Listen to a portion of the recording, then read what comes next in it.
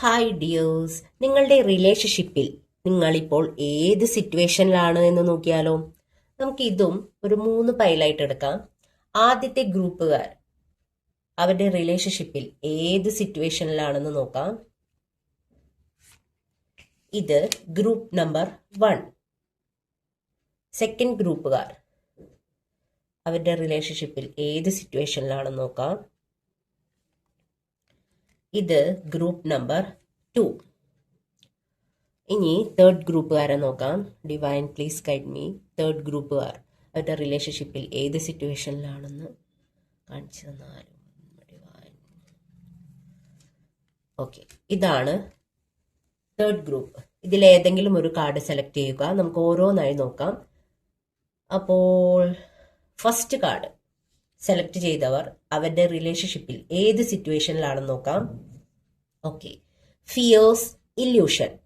നിങ്ങൾക്ക് ഒരുപാട് ഭയങ്ങൾ അല്ലെങ്കിൽ നിങ്ങൾ ഒരുപാട് ഇല്യൂഷനിലാണ് ഇപ്പോഴുള്ളത്. അതായത് നിങ്ങൾ തന്നെ നിങ്ങളെ ഒരുപാട് ലിമിറ്റേഷൻസ് വെച്ച് ലിമിറ്റ് ചെയ്ത് നിർത്തിയേക്കാണ്.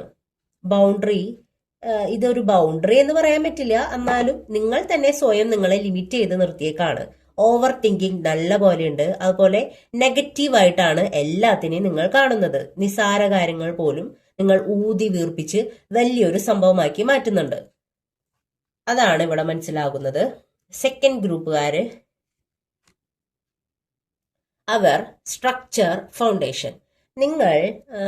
നിങ്ങളുടെ ഒരു ഇത് നോക്കുമ്പോൾ എനിക്ക് ഓർമ്മ വരുന്നത് ജയറാമേട്ടന്റെയും മഞ്ജു വാര്യർ മാഡത്തിന്റെ ഒരു മൂവി ഉണ്ടായിരുന്നല്ലോ.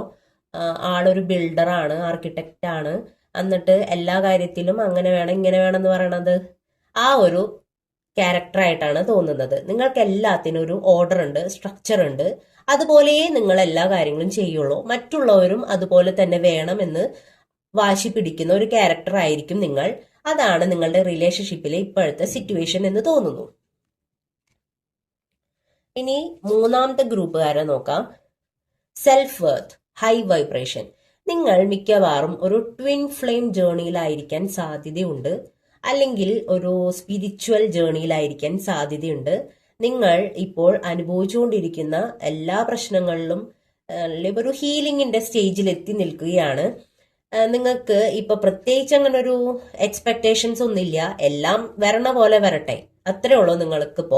നിങ്ങളിപ്പോ നിങ്ങളെ സ്വയം സെൽഫ് വർത്ത് ഒക്കെ ചെയ്തു തുടങ്ങിയിട്ടുണ്ട്. നിങ്ങളുടെ വൈബ്രേഷൻ ഇപ്പോൾ ഹൈ ആണ്. ഇതൊക്കെയാണ് ഇവിടെ നിന്ന് ലഭിക്കുന്നത്. Thank you dears.